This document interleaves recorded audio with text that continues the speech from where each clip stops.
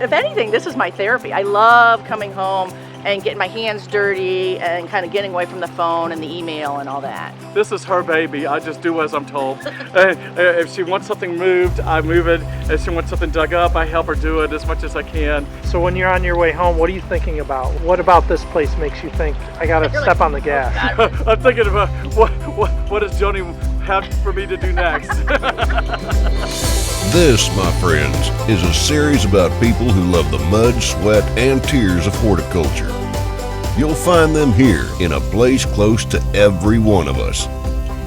Welcome to Bloomtown.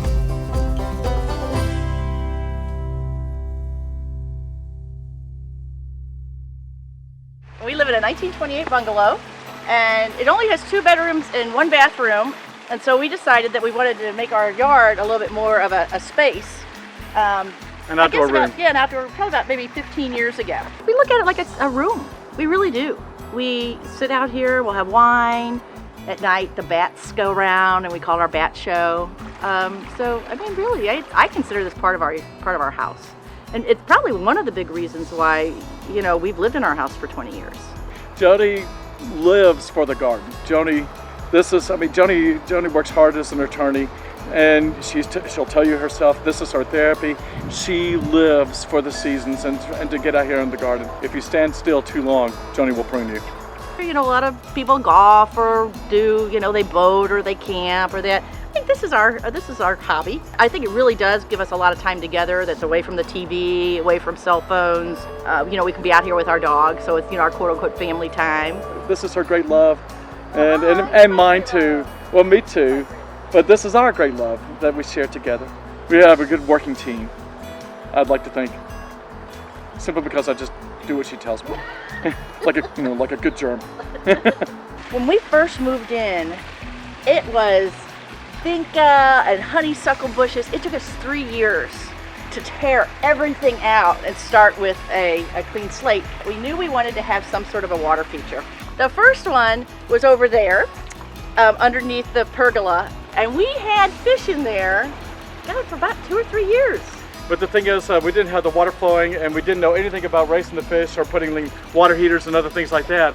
And so we would have these hard freezes, and we would come out, and Joni would dust off all the soap from the ice and look in there, and all the fish would be embedded in the ice, floating on the side. And so that wasn't cool. This garden has gone through a lot of iterations. Yeah. So what you're seeing now is not the garden it was 10 years ago. Things that have been, in fact, I just took out a 15-year-old rose just last weekend, just because it died, and so now we're wondering what we're going to put there. We've lost some wonderful plants, but I guess for me the heartbreaks are our dogs, because they're a big part of it too. Over there, for example, we have our black lab buried, or at least we got his ashes over there. Killick, and he was dying of hepatitis, and there was absolutely nothing we could do about it. And what he started doing, and what dogs do when they're in pain, is they want to curl up in sort of a fetal position, and it's their way of dealing with the pain. So he started digging it out, and he made himself a hole, and that was how he spent his last day. And so that was a real heartbreak.